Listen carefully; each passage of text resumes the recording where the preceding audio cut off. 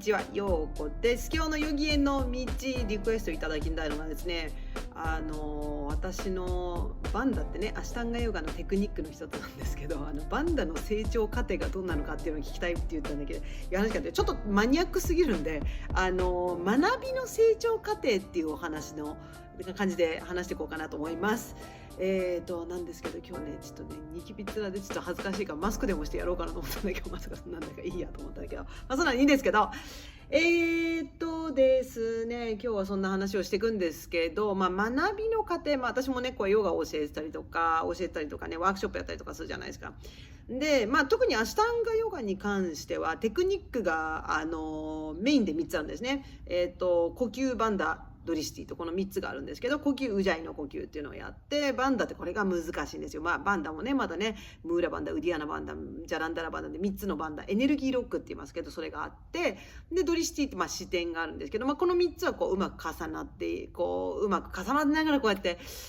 テクニックだから一つ一つ別物じゃなくて、それぞれにこう関係性もあったりとかしてね、そんなんでね、同じことばっかやるアシュタンガなんですけど、そうやってね、どんどんテクニックが深まるから面白かったりもするんですね。ででもこのバンダってやつがね、私ちなみにワークショップとか受けてくれたことねある人分かると思うんだけど、私もバンダ大好きなんですよ。バンダ大好きっていうか、確かに大好きなことは大好きだけど、なんで大好きかって言ったら、もちろんそうなのはやっぱり本当に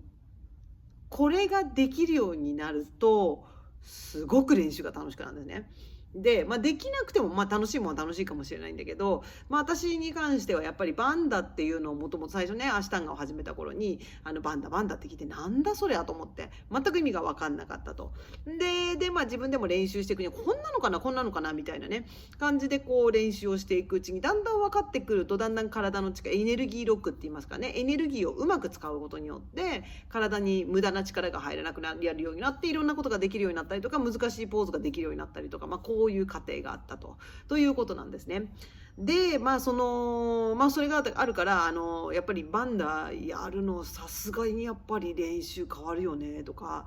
バンダができるとどれだけ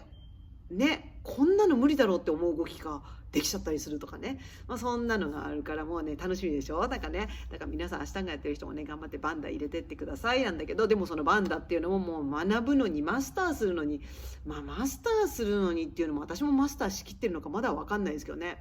でもうあれでももう何年もね、言ってしまったらもう永遠のもうね、底なし沼みたいな感じで、分かったと思ってね、もうバンダ分かったと思ったら、もうちょっとやってみたら、まだ分かってなかった、もっと深かったみたいなね、これが延々と続くんですけど、そんな内容ってね、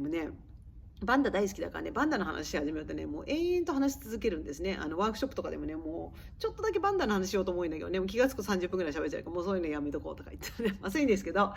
でどうやってそういうのをね、技術を学んでいくか、これってでもヨガだけじゃなくて何でもそうだと思うんですよ。で何でもそうだと思うし、特に複雑なことだったらね、だからアシュタンガに関しては呼吸バンダ、ドリシティのこの3つがあって、バンダの中でもムーラバンダ、ウディアナバンダ、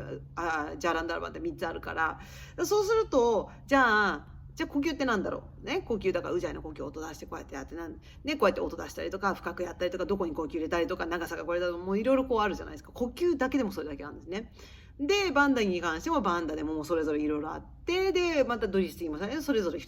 あったりとかすると、それぞれっていうかね、バンダドリシティもそれに関してもこういろんな方向から攻められるということになると、でもそれを全部頭にいて、よし全部やろうと思うと全部できないんですよね。これも私も何度も感じたことだけど、バンダ入れなきゃと思って、でもドリシティ忘れてた、でも呼吸してなかったって、でももう全部できなかったでこう嫌になっちゃうじゃないですか。だからこれいつもですね、いつもっていうかね、ワークショップとかでもね、よくお伝えするのが、これ私のやり方なんだけど、一つずつね、ちょっとずつマスターしていくっていうよりもなんだけど、体に染み込ませていくといいよっていうのがあるね。で何事もそうだもん、仕事とかでもそうだろうし、なんだろうなね、何でもそうかもしれないけど、最初の頃ってこういう風にやらなきゃいけないんだっていうことがあった時に、この慣れてないからいちいちこう考えて、こうやってやらなきゃいけないんだ、こうやってやらなきゃいけないんだってね、例えばね A のやり方で私がいつもやってたんだけど、 B のやり方じゃなきゃいけないって言ったら そうだ B のやり方いつもこう意識してるんだけど、 B のやり方ずっとやってると気がつくと A のやり方じゃなくて B のやり方がこれが当たり前になってくる。でまたじゃあ A でやってみてって言われたら、あ、そっか、B じゃなくて A なんだってこう意識をしないとこう変わらない。なんかそれと同じで、なんだろうな、もちろん私たちもだから呼吸の仕方にして、人にしてもそうだけど、呼吸の仕方ってみんなそれぞれ普通の呼吸の仕方があって、その呼吸の仕方が A のやり方だとしたら、じゃあウジャイの呼吸のやり方 B のやり方にしましょうって言ったら、常にこう B のやり方、ウジャイのやり方でこうやって呼吸しなきゃいけない。ずーっとこう練習を続けることによって気がつくとデフォルトでやってるのが B の呼吸だから、たまにね、道とか歩いたりとかね、これいろんな人がいたんだけど、昔私犬飼ってた時ね、犬の散歩しながらウジャイの呼吸一生懸命こう練習した。怪しいとか言うね。だけどそうなってくるとだんだんこう普段の呼吸とかでもとか、なんか車でねこう乗ってたりとかね、渋滞してストレスが溜まると、気がつかないうちにやってる、なんか落ち着かせるみたいなね、ウジャイの呼吸でっていうのになったりとかするから、そうやって練習を重ねることによってやりたいことが当たり前になってくるっていう風にすると、じゃあこのウジャイの呼吸がうまくできるようになりました。じゃあ今度はバンダを入れてみましょうってことになるじゃん。それバンダを入れる時もバンダの入れ方でも、じゃあムーラバンダやってみましょう。ムーラバンダだとどうやるのかなとか、骨盤底に意識向けてみるのかなとかね、太ももの付け根をどうするのかなとかね、そういうなんかこれはまあいろんなねやり方があると思うんだけど、そうやって意識をしていくと、そうすると今まで全然感じてなかったことがこう感じられてくる。でそれが当たり前になってきたら、ウジャイの呼吸もムーラバンダも出てきた。じゃあ今度はウディアナバンダやってみようかとかね、こうやって一つ一つ重ねていく感じになるんですね。で、その上にまたドリシティとかやってくると、そうやって例えば3つのテクニックがあるとしたら、アシタンガに関して、これはまあアシタンガに関しての話なんだけど、この3つのテクニックをこうやってやっていくと、ある程度のレベル、なんか例えばね、始めたばっかの時はどれもゼロね、ウジャイの呼吸もできない、バンダも入れたこともない、ドリシティとかもよくわかんないなんだけど、ウジャイの呼吸が多分ねレベル1になって、ムーラバンダウディアナバンダじゃレベル1になって、呼吸ドリシティも1ぐらいになった時に、何かしらがこうピタッときて、なんとなくこの3つって関係性あるかもっていうのが分かってきたりするのね。でそれが分かってくると、じゃあもう少し呼吸深めよう、もう少しバンダ深めよう、もう少しドリシティ深めようってやると、これがレベル2ぐらいになってくる全体の流れになってきたりするから、とか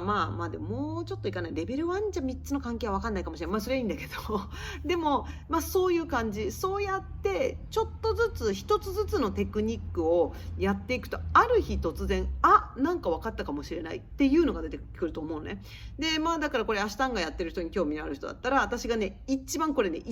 初めてバンダって入ったって確信を持って分かったのは、バンダ入れようとしたんじゃなくてね、呼吸をすごい深めようと練習した時だったのね。で呼吸を深める時に、胸式呼吸腹式じゃなくて胸式ですよって言うから、ね、胸式一生懸命胸どれぐらい広げられるんだって一生懸命練習したら、肋間筋ってね、肋骨の間の筋肉がね、あれ筋肉痛になったね。もうすっごい肋骨のここら辺痛いなと思って、ずっとなんでなんだろうと思ったら、これ筋肉痛だって、肋間筋筋肉痛で、多分もう1週間以内かなんかにこうプラサリタパドタンさんね、前屈やったらね、入ったって明らかに分かった時あったの。自然に大きく呼吸したらふいってこう入ったのね。お腹ギュッて締めるんじゃなくて、ふいって入った時があって、これバンダ入ったって、あれがもう最初。あそこから、あとはもう一つはね、やっぱね、テクニック、ヨガのテクニックもそうだけど、一回も入ったことがないと、マジであんのっていう感じでちょっと信頼にならないじゃん。なんだけど1回でもいいから入ると、あれはどこにあるんだろうって、それを探し始めるね。それはだからねすごい大切なことで、私もだからバンダが入るまではこんな感じはこれでいいのかなって感じでやってたんだけど、1回でもいいから入ったって思ったら、そこからこうね探し始める。でそれがだからその幻の1回があって、でそこから次の練習ももう全然入らないと。何だったんだろうバンダって絶対入ったのに。でなんか忘れた頃1週間後ぐらいにまた入ったっていうのが2回目があったりとかして、でそこからだんだんこう頻繁に練習のうち1回ずつとかね、プラサリタパロタナーサナだけは入るようになったりとかね。でそうやってちょいちょい入るようになってきたら、だんだん他のポーズでも感覚を探し始めて分かるようになってきた、ダウンドッグでも分かるようになってきたとかね。そうやってだんだん広げていった感じかな。ですね。そうでこの感覚が分かってくると、じゃあその深さをもうちょっととかね、そうやって練習していったんですねって練習しているんですけどね。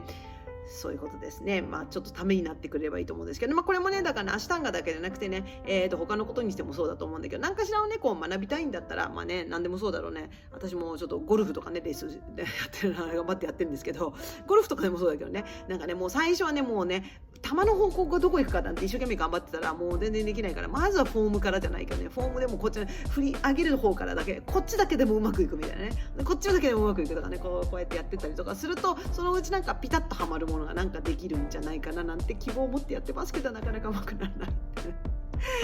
そんなこと言いましたが、ではじゃあ今日はここまでということで、また来週もよろしくお願いします。